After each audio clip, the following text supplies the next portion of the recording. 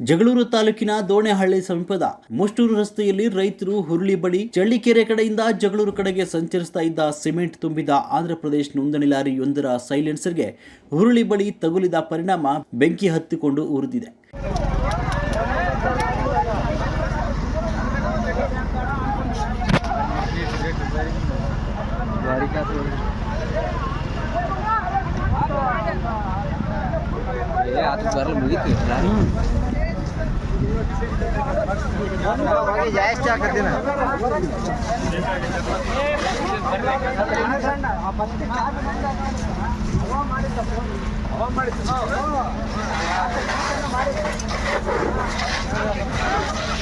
ಬೆಂಕಿ ತಗುಲಿದ ತಕ್ಷಣ ಇಡೀ ಲಾರಿ ಸಂಪೂರ್ಣ ಧಗಧಗಿಸಿದೆ.